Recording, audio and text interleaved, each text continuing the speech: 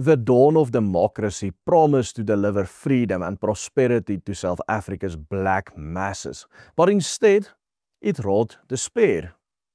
Since 1994, the ANC government has done more economic damage to this country's black working class than any other government before it, including the National Party, which governed from 1948 to 1994, which is also known as the Party of Apartheid, which it claimed to liberate the black people from. And today, the ANC actively promotes the interest of foreigners over the black people of this land. With the dawn of the liberal democracy in South Africa in 1994, black unemployment in this country was around 26%. At the time, this amounted to around 2.5 million people.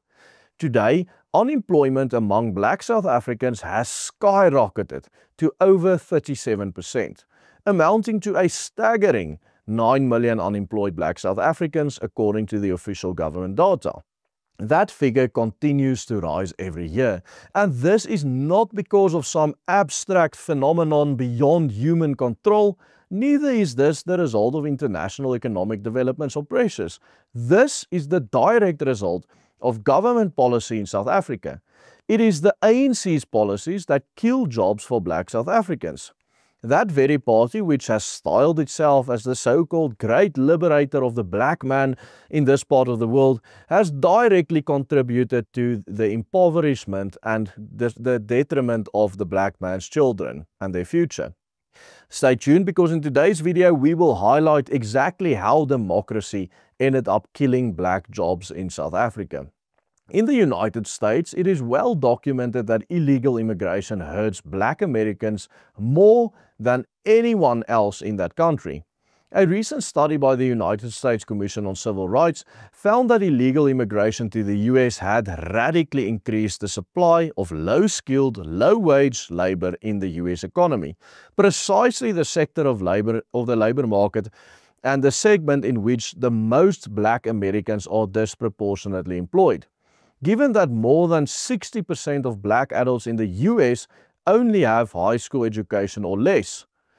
As the influx of illegal immigrants from places like Mexico and El Salvador and South America increases the supply of low-skilled labor, the competition for these low-skilled jobs increases, and this drives down the wages of black Americans.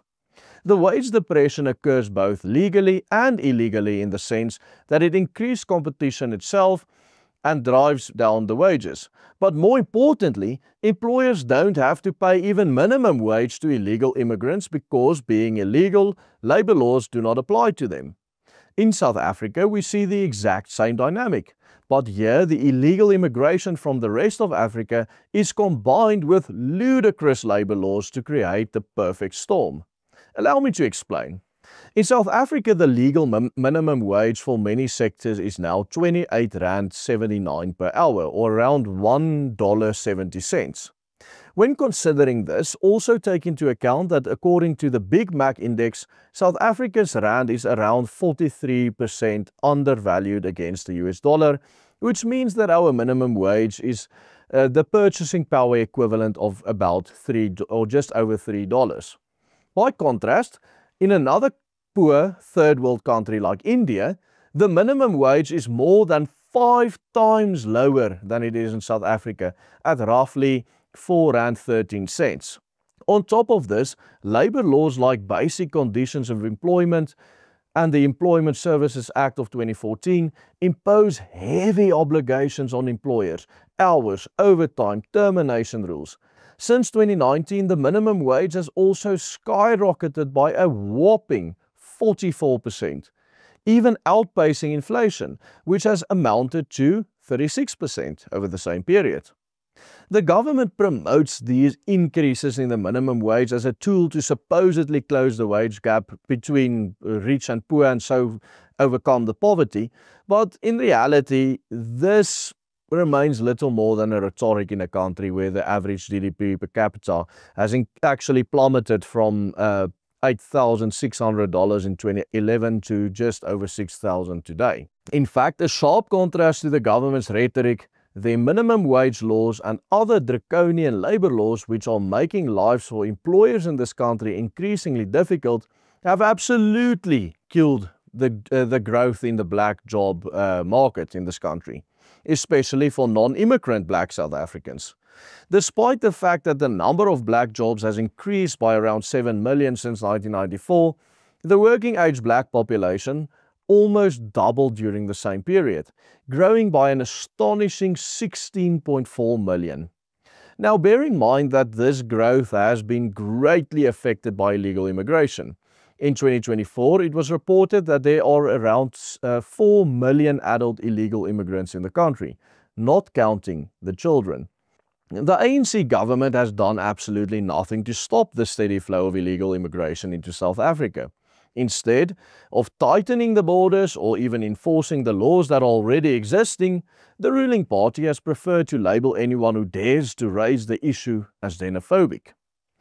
Given that these immigrants come almost exclusively from African countries to the north of South Africa, this implies that roughly 12% of the working age black population in this country are now illegal immigrants, with legal immigrants making up a further 6% of the workforce.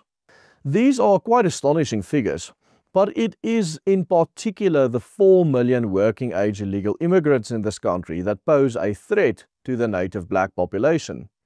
As a rule, they work for far less than the minimum wage, and there is no extra red tapes in terms of labor laws and restrictions for employers. If an employer wants to fire them today, they can tell them they don't need to come to work again tomorrow and nothing will happen. The reality is that especially in a poor country such as South Africa, it absolutely makes sense to employ illegal immigrants. And of course, what I mean by this is absolutely making economic sense or financial sense for most employers. This is exactly what they are doing. Lower wages and no endless fights at the CCMA. Even liberals are now increasingly realizing that the South African democracy is now benefiting illegal immigrants more than it does South African citizens, who are bound to obey all of the counterproductive labor laws that the ANC have pushed through over the past 3 decades, with all the unnecessary red tape that accompanies every new piece of legislation. The irony in all of this is that the entire narrative of the ANC's struggle against apartheid, and indeed the very basis for its existence, has been the supposed defense of the black natives of the land against the perceived or real colonial or foreign oppression. The ANC was even founded as the South African Native National Congress, but it has since also removed the South African native part and instead became African National Congress. And today they are really living up to that name change, as the party of Cyril Ramaphosa now drives a political agenda based in part on a liberal democratic framework that well and truly prioritizes foreigners over native black South Africans. This is just one of the many examples of how the ANC's policies are actually detrimental to its own constituency.